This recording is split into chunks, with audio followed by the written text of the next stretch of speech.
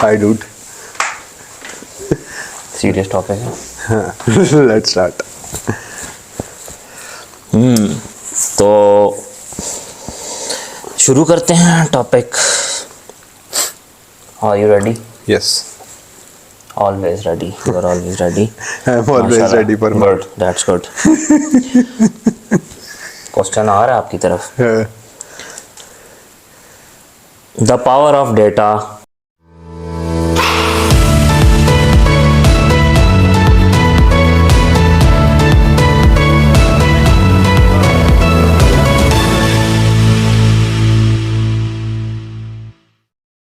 Hi everyone, welcome once again. We are back with another amazing video.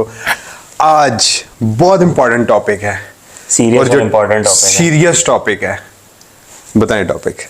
बोल दिया था मैंने वैसे, लेकिन दोबारा बोल देता हूँ. The power of data in marketing और how to leverage data to create effective campaigns. Right. अच्छा, इसके लिए ना पहले आपने बताना है कि the power of data in marketing. तो पावर है डेटा की. सारी पावर ही डेटा की है. किसी भी बिजनेस में सब पावर डेटा की है. मेरी बात सुने. आपका कोई कांटेक्ट है, मैं एक छोटी सी अभी एग्जांपल देता हूँ, आगे जाके इसको एक्सप्लेन करूंगा. आपका एक छोटा सा कांटेक्ट है, उसका एक पीआर है, ठीक है, या आपकी एक पीआर है. वो आपका कांटेक्ट है, वो डेटा है. एग्जैक्टली. उसको आप कैश करते हो, उसको आप लीड बनाते हो, उसको सेल्स में बाद में कन्वर्ट करते हो. सारी पावर ही डेटा की है. लीड जनरेशन करते हैं, डिफरेंट लीड्स आती हैं, वो क्या है? डेटा. वो कौन है? वो लीड्स हैं, वो क्लाइंट्स हैं. डेटा की ही मेन पावर है मार्केटिंग के अंदर. ठीक है, अब आप बताएं कि कहाँ से मतलब स्टार्ट करना है. सर, इसका जो टूल्स हैं, बेसिकली ऑनलाइन टूल्स हैं, उनका क्या रोल है इस चीज़ को, डेटा को आइडेंटिफाई करने में, डेटा को मतलब छांटी करने में? सर, उनको हम मार्केटिंग के लिए यूज करें. टूल्स का क्या रोल है? अली भाई, टूल्स का सबसे इम्पोर्टेंट रोल ये है कि वो आपके डेटा को प्यूरिफाई करके, फिल्टर करके आपको प्रोवाइड करते हैं जिस तरह का आपको डेटा चाहिए. लेट्स से मेरे पास एक डेटा है, सेम नंबर है लेकिन 3 डिफरेंट नाम है. या फॉर एग्जांपल, अदर एग्जांपल, ठीक है, एक बंदा है, उसके अगेंस्ट 3 नंबर है. 3 नंबर है, ठीक हो गया. इस वाली साइड वाले कॉलम ए लेट से खाली पड़ा हुआ है, कॉलम बी के अंदर डेटा पड़ा हुआ है. तो वो क्या करेगा? वो मुझे हेल्प करेगा कि एक ही कॉलम के अगेंस्ट वो सारी चीजें मुझे डाल देगा कि ये XYZ पर्सन है, इसका option contact number 1, contact 2, contact 3. इस तरह से वो मुझे क्लीन करके देगा. ये सारे टूल्स हमारे कर रहे होते हैं. और इनफैक्ट चैट जीपीटी के ऊपर भी अब ये डेटा क्लीन आप कर सकते हैं. एग्जैक्टली. तो क्या कहते हैं, डेटा को यूज करते हुए क्या कंपनीज वगैरह की जो सेल्स की रेशो है वो बढ़ सकती है? मार्केटिंग कॉस्ट उस पर इम्पैक्ट करती है क्या? मैं अपनी इंडस्ट्री से, जो हमारी इंडस्ट्री है, उससे पहले एग्जांपल लेता हूँ. ठीक है, हमारे पास डेटा जब आता है, हम उनको Facebook ads, Facebook business manager के अंदर, एड्स मैनेजर के अंदर फीड करते हैं. फिर जब हमारे पास डेटा होता है, हम उसके गूगल एड्स मैनेजर के अंदर फीड करते हैं. फिर जब आपके पास, लेट्स से मैं आपको एक लिस्ट प्रोवाइड करता हूँ जिसके अंदर 150 ईमेल्स हैं और आगे फर्स्ट नेम लास्ट नेम निकला है, आप उस डेटा को कैसे यूज करोगे? उस डाटा को मैं ऑब्वियसली टारगेट करूंगा उनको ईमेल मार्केटिंग के थ्रू, लाइक के उनको, ठीक है, अपनी प्रोडक्ट्स वगैरह के बारे में. आपने ईमेल मार्केटिंग बता दी है, मैंने फेसबुक एड्स, गूगल एड्स बता दी हैं. तो इन डेटा को यूटिलाइज करके हम उन कस्टमर्स को टारगेट कर सकते हैं जो ऑलरेडी हमें पता है. मेरे पास लेट्स से एक ईमेल की लिस्ट है, एक फाइल है, आपके पास भी एक फाइल है, और हमें पता है कि सारे के सारे ऐसे लोग हैं जिनको डिजिटल मार्केटिंग की सर्विसेज चाहिए. हम तो उन 150 लोगों को नहीं छोड़ेंगे. वो मतलब वो सारे जितने 150 हमारे पास कॉन्टेक्ट्स हैं, वो सारे के सारे हमारे क्लाइंट्स बन सकते हैं. अब हमारे पे है कि मार्केट कैसे करना है. अब हमारे पे ये है कि क्या एड्स दिखाने हैं, उनकी नीड कैसे आइडेंटिफाई करनी है. लास्ट वीडियो के अंदर हम डिस्कस कर रहे थे स्टोरी टेलिंग की, कैसे बतानी है. लास्ट वीडियो के अंदर हम कंटेंट मार्केटिंग की डिस्कशन कर रहे थे, कैसे उन्हें अपना कंटेंट मार्केट करना है, अपना कंटेंट वगैरह पहुंचाना है. ठीक है, अगर आप मिस्टेक करेंगे तो आपकी स्ट्रेटजी में गलती है, आपके कंटेंट में गलती है, आपके क्रिएटिव में गलती है. ऑडियंस ठीक थी आपके पास, ले सकते थी, स्ट्रेटजी में गलती, ले सकते हैं, रिवाइज करें, स्ट्रेटजी को रुक के रिवाइज करना है, that's what you are trying, creatives को रुक के रिवाइज करना है, इमेजेस को रुक के रिवाइज करना है, वीडियोस को रुक के रिवाइज करना है. ऑडियंस ठीक है. अक्सर लोग जी फेसबुक पे जी ऑडियंस का बड़ा मसला है यार, टारगेट ऑडियंस नहीं ठीक, एक बंदा फलाना कर रहा है, ये वो. जब हमारे पास ये चीज है ही वेरीफाइड, तो उसके बाद ये चीजें आ जाती हैं। उसके बाद आपकी ईमेल के सब्जेक्ट आ जाते हैं। आपकी ईमेल का सब्जेक्ट इतना थका हुआ लिखा हुआ है, ऐड कॉपीज वगैरह, मेरी ऐड कॉपी इतनी थकी हुई लिखी हुई है, क्यों लोग ऐड पे क्लिक करें? सारी बात है, ऐड कॉपीज का रोल जब तक उसमें ईमेल के सब्जेक्ट का रोल है, इमोशन नहीं आएंगे, इमोशन नहीं आएंगे। अब मैं आपको बताता हूँ सब्जेक्ट लिखने का भी एक तरीका है। मेरी बहुत पुरानी एक 360 की वीडियो पड़ी होगी, उसके अंदर मैंने बताया था कि ईमेल का सब्जेक्ट कैसे लिखा जाता है, जाके देख लें। देखिए यार, लाजमी देखिएगा आप, हमारी प्लेलिस्ट वगैरह बनी हुई वीडियोस चैनल पे, आप लाजमी देखिएगा। और अच्छा, ये जो कॉल सेंटर की इंडस्ट्री है, ये भी डेटा पे ही खेलते हैं। अच्छा, ये एक डिफरेंट चीज है, डेटा पे ही प्ले कर रहे होते हैं, प्लेयर डेटा पे कर रहे होते हैं, लेकिन लोगों को डेटा के थ्रू नंबरों पे ही अप्रोच करते हैं। खैर ये अब पता नहीं, अभी भी चलती है, ये अभी भी कर रहे हैं लोग। सर क्या हो गया इसके अंदर, वो आउटबाउंड है ना, हमारी जो मार्केटिंग आती है ना सारी डिजिटल, फेसबुक, वो सारी इनबाउंड है, ठीक है, और वो जो करते हैं वो आउटबाउंड है, ठीक है। आउटबाउंड का रिस्पॉन्स स्लो होता है, उसकी मैं आपको वजह बताता हूँ। उसकी वजह ये है कि वो पूरे शहर का डेटा उठा लेते हैं। हाँ, ये पॉइंट है, ठीक है, शहर का मतलब वो टारगेटेड ऑडियंस नहीं है, उधर ऑडियंस का इशू है, पहले ऑडियंस का इशू आ जाता है। ठीक हो गया, 100 में से 5-6 ही इंटरेस्टेड बंदे मिले, 10 इंटरेस्टेड बंदे मिलेंगे और 10 को हर किसी को आपने 1 by 1 करके पिच कराना है। May be someone is interested और समवन इज नॉट इंटरेस्टेड। कोई ऐसे भी कह सकता है यार कहाँ से फोन कर रहे हो, मत करो दोबारा।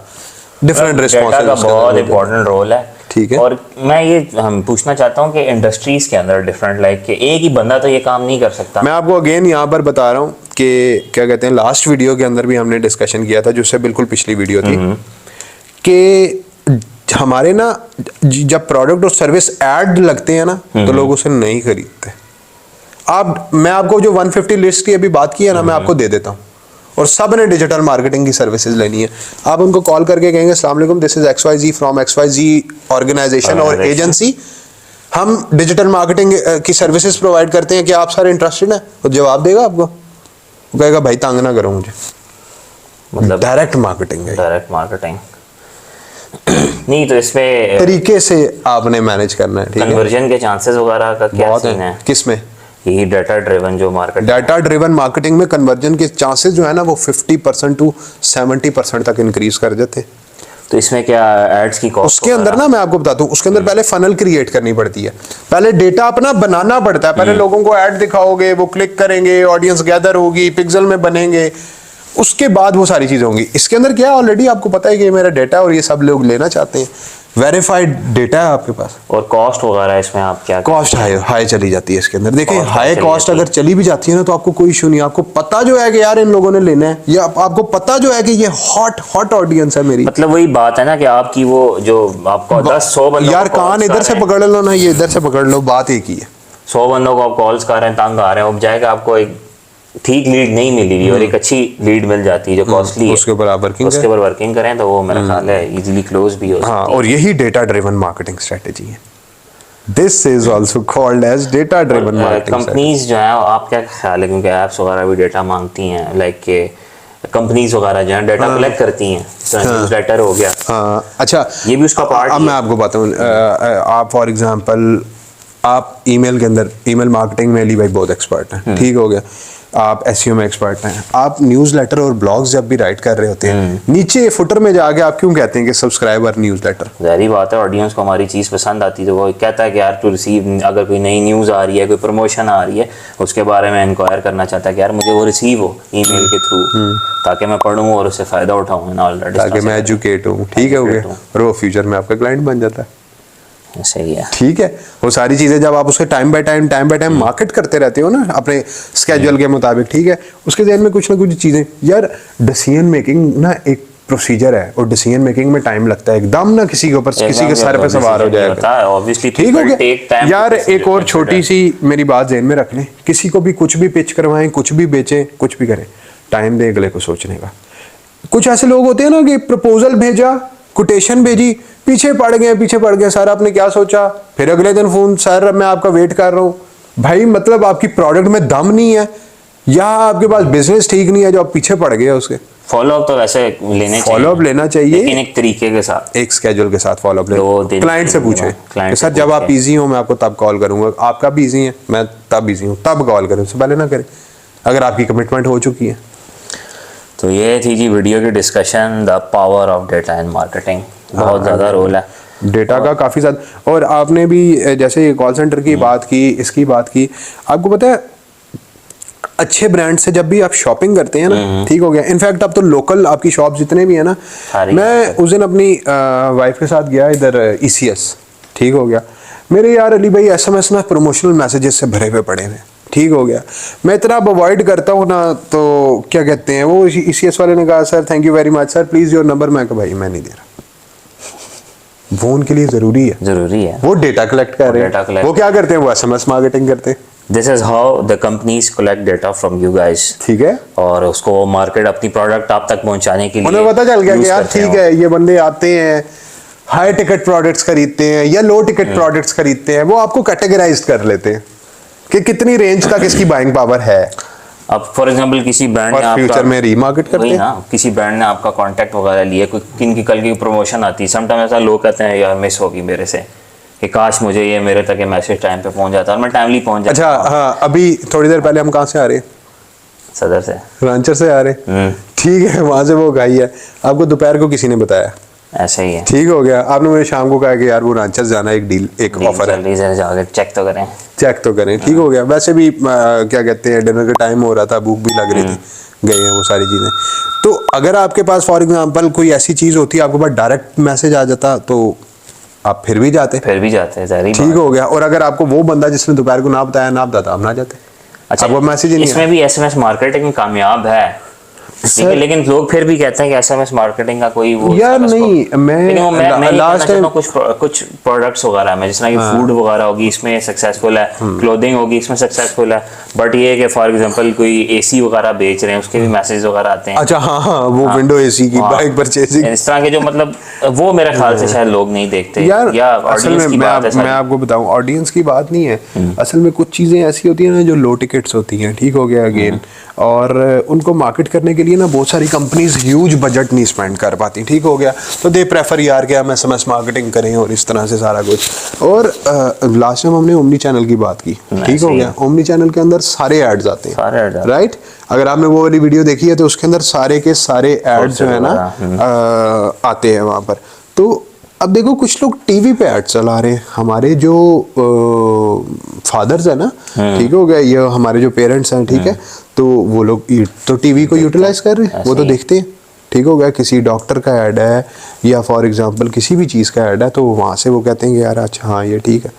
आपको कहीं से भी अपनी ऑडियंस नहीं छोड़नी, if you are trying to grow, ठीक है, और अगर आप अपनी if you are trying to reach bigger audience, do not skip any platform जो आपको, और आपका बिजनेस बजट है तो एग्जैक्टली go for that। और बजटिंग के हिसाब से ही चीज़। अच्छा हम ना, अब मैं आपको बताता हूँ, वी आर एक्सपर्ट्स और इस तरह से ना, तो मेरे पास और हमारे पास आपको याद होगा कि अक्सर ऐसे भी लोग आते हैं जो कहते हैं ना कि यार हमारे पास ना XYZ बजट है, आप बताएं क्या करें। उधर वो चीज़ ना मुझे अच्छी लगती है यार, एटलीस्ट एक्सपर्ट समझ के हमें बजट बता दें, आप बताएं कहाँ लगाएं, उधर हमें मज़ा आता है काम करने का। उधर हम कहते हैं यार इसके गूगल एड्स पहले इंपॉर्टेंट है, इसके यूट्यूब पहले इंपॉर्टेंट है, ये दोनों चीज़ें अच्छा इंपॉर्टेंट नहीं है, पहले ऐसा करो फेसबुक लगा दो, साथ साथ पैरेलल में SMS मार्केटिंग ऑन कर दो, दोनों चीज़ें इंपॉर्टेंट नहीं है, डेटा बाय कर लेंगे, डेटा बाय करने के बाद या फॉर एग्जांपल अगर हमारे पास ऑलरेडी डेटा पड़ा हुआ है तो हम उसको न्यूज़लेटर चलाना शुरू कर देंगे उसके। तो ये है कि अगर आप ओमनी चैनल मार्केटिंग की तरफ जाएं तो ये अगर अपने ब्रांड को ग्रो कराना चाहते हैं, फ्यूचर लाइक कि आप देखना चाहते हैं कि यार फ्यूचर में मेरा ब्रांड ग्रो करे, सब्र वाला काम है, और मार्केटिंग स्ट्रेटजीज अपनी अच्छी तरीके से आपने जारी रखनी है। और make sure to like this video and share this video, channel को सब्सक्राइब करना ना भूलिएगा। See you in the next video, stay blessed. 360 Degree Hub, your digital marketing agency.